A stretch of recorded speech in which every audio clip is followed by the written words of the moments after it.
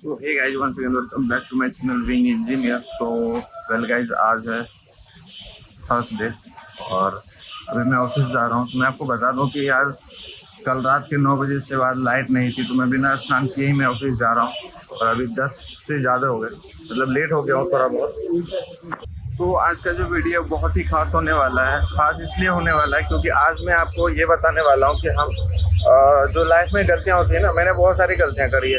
वो सारी गलती मैं आज इस वीडियो में आपको बताने वाला हूँ और संग ही संग ये बताने वाला हूँ कि छोटे से छोटे गलतियों का इम्पैक्ट क्या पड़ता है आपकी लाइफ में और बड़े से बड़े गलतियों का इम्पैक्ट क्या पड़ता है आपकी लाइफ में।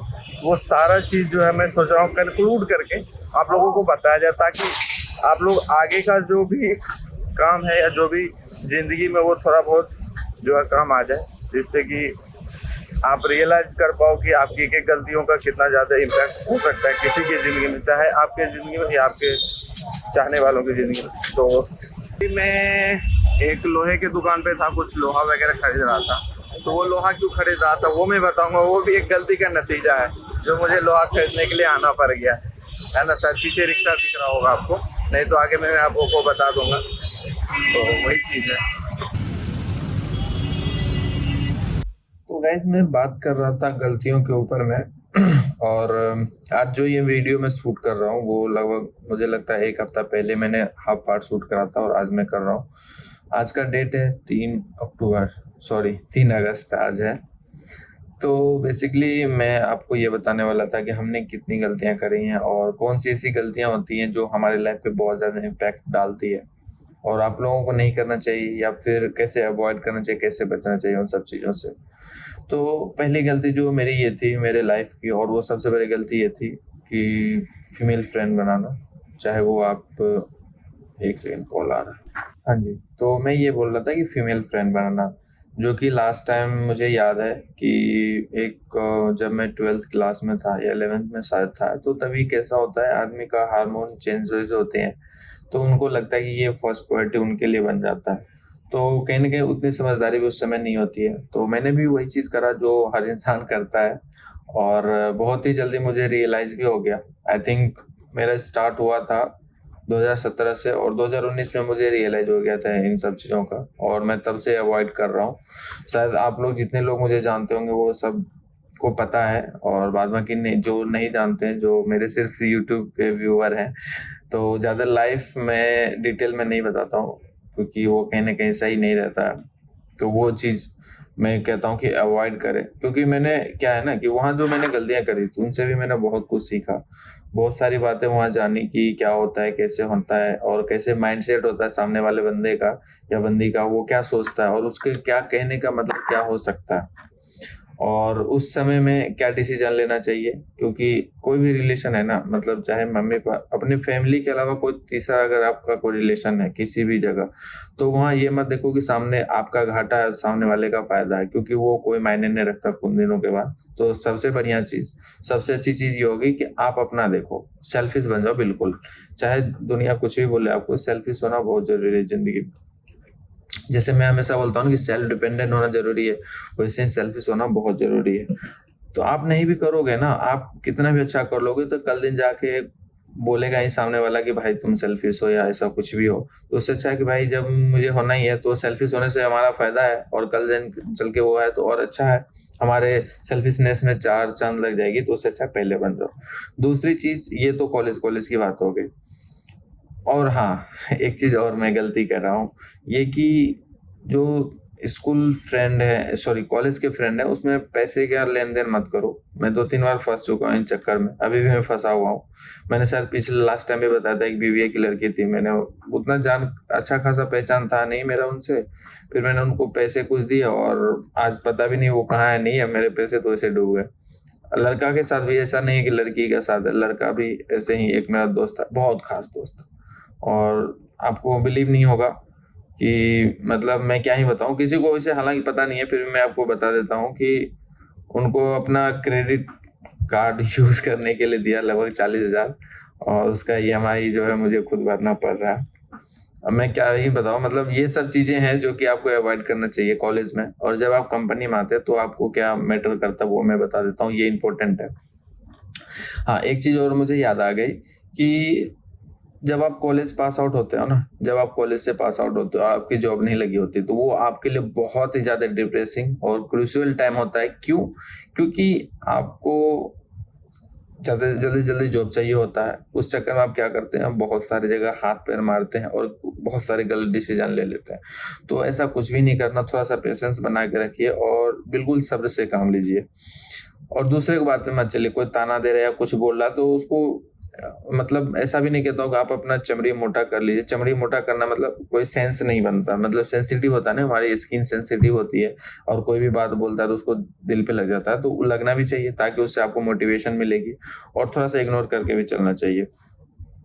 ये करना है। कंपनी में जब आप आते हैं जॉब में, जैसे कि अभी मैं हूँ, तो शायद आप लोगों को नहीं पता है कि मैं कौन-सा प्रोफ़ाइल पे हूँ, मैं क्या कर रहा हूँ और क्या है मेरा जॉब रोल। तो मैं आपको बता देता हूँ कि मेरा यहाँ पे लगभग ये 10वाँ या 11वाँ महीना चल रहा है और मेरे मेरे 3-4 प्रोफ़ाइल यहाँ पे चेंज हो गई है और मुझे ऐसा लगता है कि मैं यहाँ पे ऑल इन वन हूँ।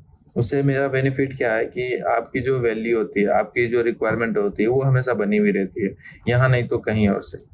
मतलब वो होता है ना उस टाइप का कि आप या तो ये काम कर लो, यहाँ वहाँ ज़रूरत पड़ी तो आपको वहाँ जाना पड़ गया या वो काम करना पड़ गया, वहाँ ज़रूरत मतलब इस टाइप का है। तो उससे एक है कि आपकी फिर वो प्रोफ़ाइल खराब हो जाती है, कंसिस्टेंसी नहीं रहती। अगर आप डेवलपर हैं तो डेवलपर कीजिए या फिर मार्केटिंग है तो मार्केटिंग कीजिए या जो भी ऑपरेशन देख रहे हैं तो ऑपरेशन कीजिए। तो ये सारी चीज़ें हैं, तो वो है।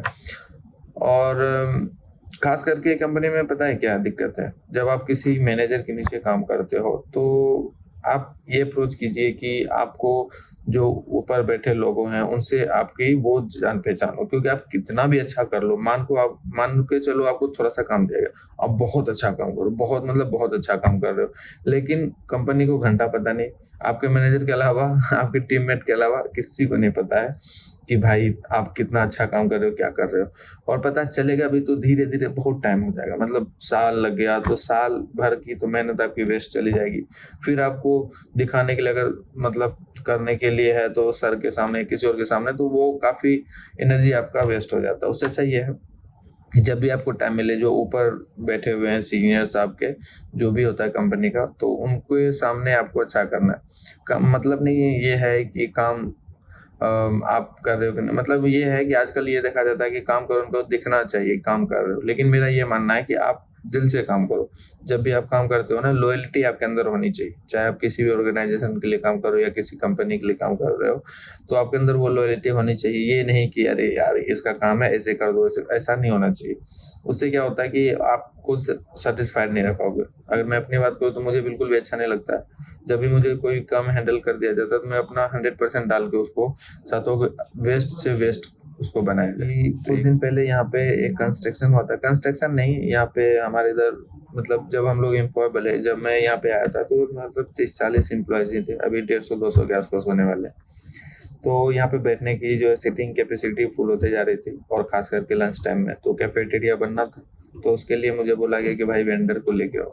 तो तभी मैं नया था इस फ़ील्ड में और मैं एक वेंडर लेके आया और उन्होंने गलत काम करा। मतलब हमने काफ़ी सारे पैसे उन्हें दिए। आई मीन 1 डेढ़ लाख रुपए का वो टेंडर था और ऐसा काम हुआ कि 2 महीने में वो मतलब टेम्परेरी काम किया और कॉस्ट कटिंग के चक्कर में बिल्कुल मतलब अच्छा लोहा नहीं यूज़ किया, वो गिर गया बारिश में, फर्स्ट बारिश जो हुई थी। तो काफ़ी मतलब नुकसान हुआ और लगभग 1-2 महीने से हम सभी परेशान थे। सभी लोग को लंच में इधर-उधर जाना पड़ता था। मैम परेशान थी, मैं परेशान था।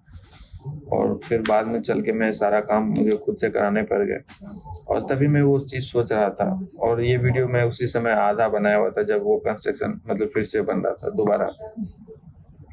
तो फिर वो चीज़ मुझे लगी कि भाई एक गलती से वो मेरा गलती था क्योंकि वो जो वेंडर था ना कुछ ज़्यादा ही मीठी चापलूसी करता था, तो कहीं न कहीं वो था लेकिन एक एज गैप आ जाता है। जैसे मैं अभी उम्र-दराज़ नहीं हूँ मतलब मेरी कितना 22 साल 24 साल उम्र हो रही होगी और वो जो बाबा बूढ़े लोग थे वो उसका कम से कम 60-65 साल तो हो ही रहा होगा।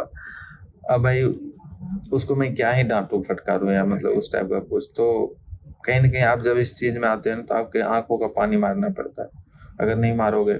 और मुझे इसी चीज़ के लिए कई बार डाँट पड़ी है कि भाई तुम अपने जो जिससे काम करवाते हो उसके ऊपर क्यों नहीं वो चीज़ रिस्ट्रिक्शंस लगाते हो या फिर अपना दबदबा मतलब काइंड्स ऑफ थिंग कि अपना वो करने का। लेकिन मुझे हम लोग बिहार से हैं तो आपको पता ही है कि हम लोग काफ़ी ज़्यादा रिस्पेक्ट करते हैं बड़े अपने से बड़े लोगों का। तो इस वजह से मैं चाह के भी उनको ज़्यादा वो नहीं करता हूँ, लेकिन हाँ, कभी-कभी गुस्से में बोल भी देता हूँ। और दूसरी चीज़ मैं उसे इसलिए भी नहीं बोला, हमारा ये था कि उन्होंने गारंटी का वादा भी करा था कुछ सालों का, 5 सालों का, और 2 महीने भी नहीं चला। हमने गारंटी कार्ड भी बनवाया हुआ था। तो मैंने सोचा चलो थाने वगैरह में केस करते हैं, लेकिन हमने नहीं करा क्योंकि हम लोग गवर्नमेंट ऑर्गेनाइजेशन है, और अगर उनके ऊपर केस फाइलिंग हो जाती है तो भाई बहुत नुकसान हो जाएगा। मतलब क्या ही बताऊँ, मतलब कितना खराब हो सकता है उनके लिए, वो कभी सोचे भी नहीं होंगे।